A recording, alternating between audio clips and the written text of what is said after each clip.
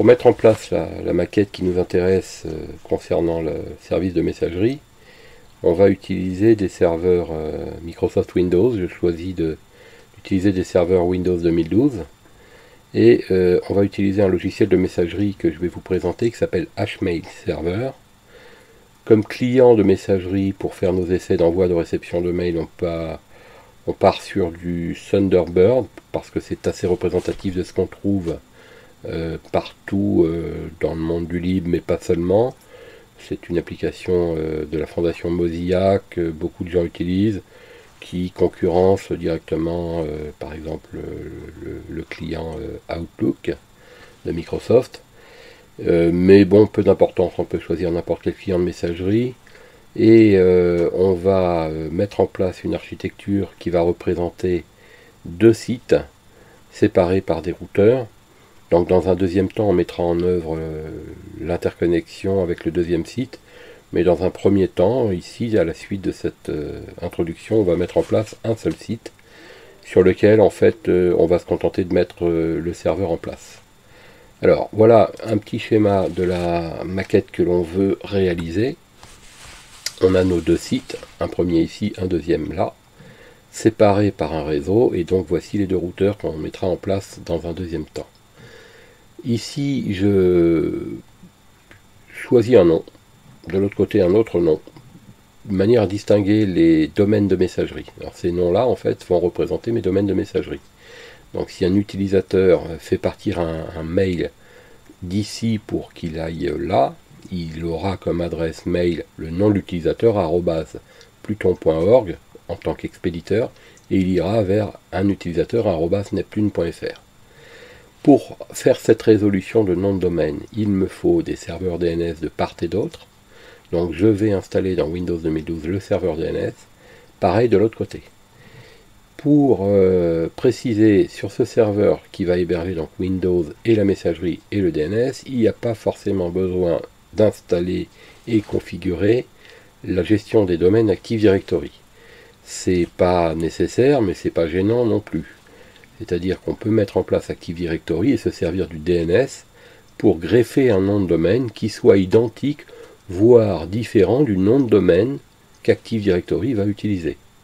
Alors une précision là-dessus, si on utilise le même nom de domaine pour notre messagerie que pour Active Directory, eh ben, les comptes utilisateurs qu'on créerait pour leur affecter des boîtes aux lettres seraient les mêmes que ceux qu'on trouverait dans Active Directory. Alors, ça donne plus de flexibilité, par exemple quand il y a un changement de mot de passe ou des permissions, des restrictions qui sont modifiées. Mais c'est ni obligatoire, ni même, je dirais, conseillé particulièrement. On fait ce que l'on veut. Donc moi, dans un premier temps, j'ai pas besoin d'Active Directory, donc je ne vais pas l'installer, mais on pourrait parfaitement s'en servir.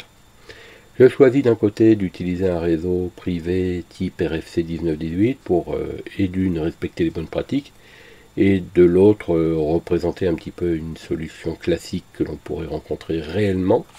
Et de l'autre côté, je vais choisir un autre réseau, mais qui respecte les mêmes conditions. Je vais mettre des IP fixes, bien évidemment, sur mes routeurs. Alors je choisis, comme j'en ai l'habitude, de mettre une terminaison d'adresse élevée. Et sur mon serveur, je vais mettre également une IP fixe, de façon à ce qu'il ait une terminaison assez élevée aussi. L'idéal serait que mon poste client soit alimenté par le DHCP que l'on pourrait donc mettre en place ici sur le serveur. Le DHCP aurait pour intérêt de distribuer les adresses, bien sûr, mais aussi d'informer du nom de domaine par défaut et l'adresse de passerelle, de façon à ce que le client n'ait pas à faire aucun réglage pour pouvoir envoyer ses mails. Bon, alors ça c'est pareil, on pourra le faire dans un deuxième temps. Pour l'instant, ce qui m'intéresse, c'est plutôt d'expliquer, de montrer et de paramétrer mon serveur. La particularité du logiciel qu'on va utiliser de messagerie, c'est que, et d'une, il est gratuit, et de deux, il est open source, et de trois, ça fait donc trois particularités à mon sens, il est excellent. Il est vraiment excellent.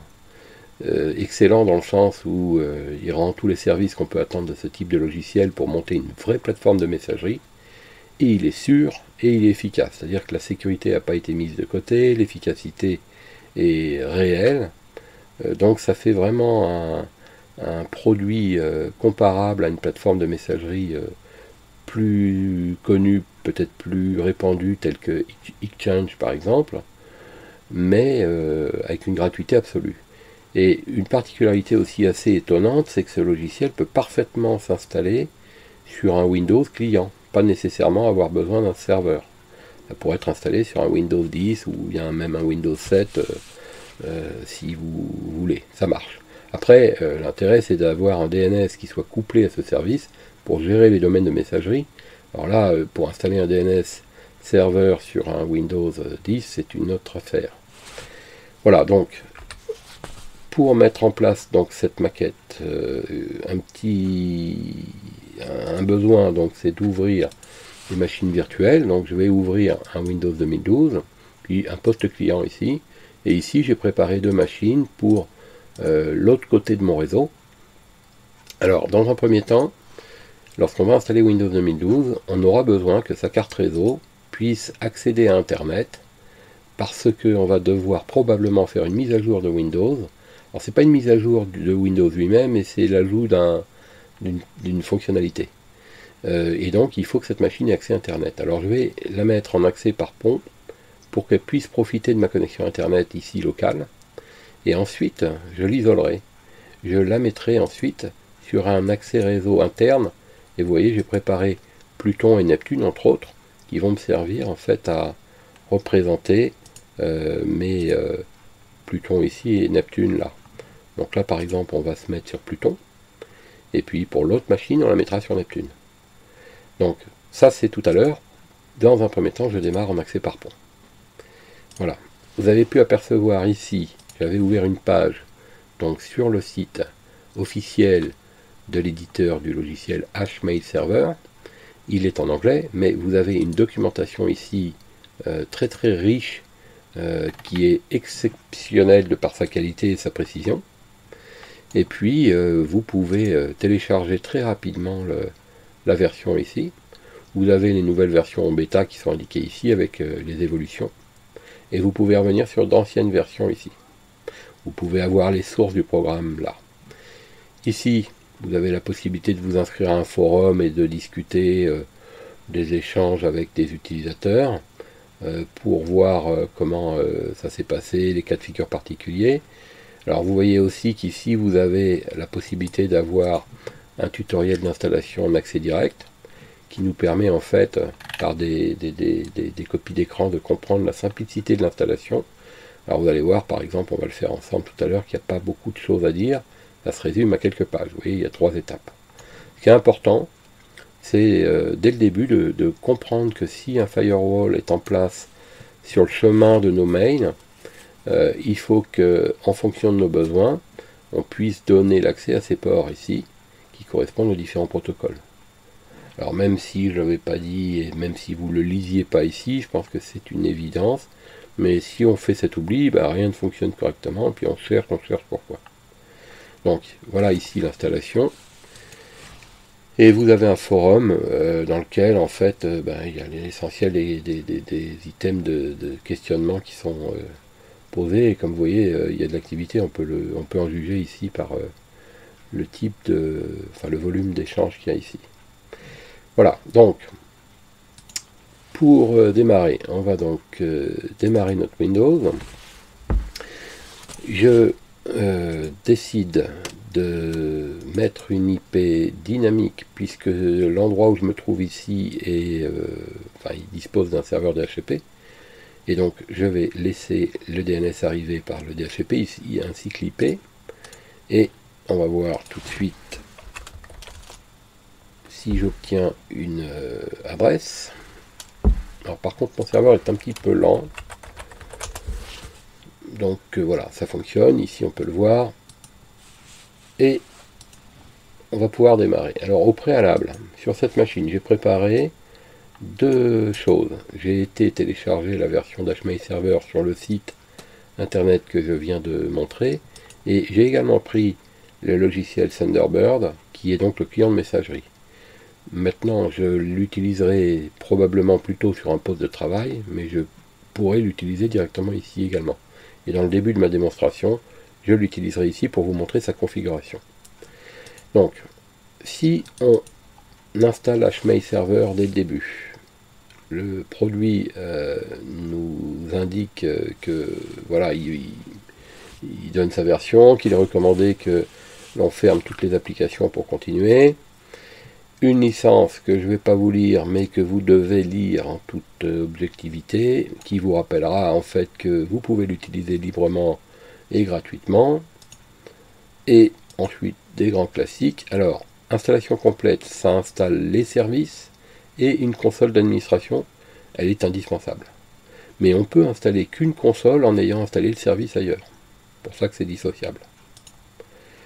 Alors là, c'est important. Ici, vous avez deux possibilités. Soit vous ne savez pas, et à ce moment-là, vous ne touchez à rien, et il va utiliser un moteur SQL compact de Microsoft, c'est-à-dire pour mettre en place la base de données, ou bien vous possédez déjà une base de données de type Postgres ou MySQL ou Microsoft SQL, dont vous connaissez les caractéristiques, les accès, c'est-à-dire le login, le mot de passe, parce que si vous choisissez ça, on vous demandera ces informations. Donc moi, j'ai pas de base, ou bien même si j'en avais une, ailleurs, je désire installer localement mon petit serveur SQL. Donc je choisis l'option par défaut. Le nom du groupe, pas besoin de modifier. Le mot de passe. Alors le mot de passe, ça pourrait être un mot de passe qui sera différent de votre Windows. Moi, par commodité, je vais remettre mon mot de passe de laboratoire qui va me permettre en fait de ne pas avoir à retenir 50 mots de passe pour mes démonstrations. Alors, ici les ennuis commencent. L'application suivante est requise avant qu'on puisse procéder à l'installation. Et là, on nous dit Microsoft.NET Framework 2.0, alors 2 ou autre chose. Télécharger et installer maintenant. Oui. Donc si on fait ça, il va chercher l'appli.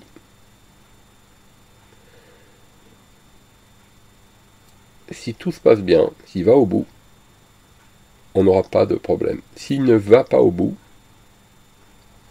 alors on va voir, voilà, a priori, pour l'instant ça se passe bien, et vous voyez qu'ici, échec. La fonctionnalité suivante n'a pas pu être installée, et on est obligé d'annuler, en fait. Alors, il va aller au bout du truc, mais il va boucler, donc c'est plus la peine de poursuivre, on est obligé. Alors vous voyez là, il nous dit que il a terminé, mais en réalité, il boucle, on s'en sort pas, quoi. Donc, que faire? Gestionnaire de serveur. Ici, il y a une petite alerte, j'en profite pour voir ce qui se passe. Oui, alors cette machine, en fait, j'ai oublié d'ailleurs de le préciser, possède déjà un DNS, un DHCP, alors que je ne l'ai pas installé. En fait, c'est une machine qui m'a déjà servi à faire des opérations avant. Donc je vais éventuellement faire le ménage, mais pour gagner du temps dans cette démonstration, je pars du principe que je vais ignorer ce message et que je vais me servir que du DNS, donc peu importe. Alors, revenons à notre préoccupation. Ici, vous avez besoin d'ajouter une fonctionnalité. On fait suivant, on fait suivant, on fait suivant. Ici, rien ne m'intéresse, ce ne sont pas les fonctionnalités mais les rôles. Alors ici, notamment, j'aurais pu supprimer des rôles, hein, en cliquant sur retirer un rôle. On fait suivant, et là, ce qui m'intéresse, voilà, c'est ici les fonctionnalités. Donc dans les fonctionnalités, vous voyez, j'ai le fonctionnalité de .NET Framework 3.5. Alors là, on voit qu'il y a la 4.5, mais le logiciel apparemment exige la .NET Framework 3.5. C'était ce qui était indiqué dans le message. Donc je la sélectionne, je fais suivant, installer.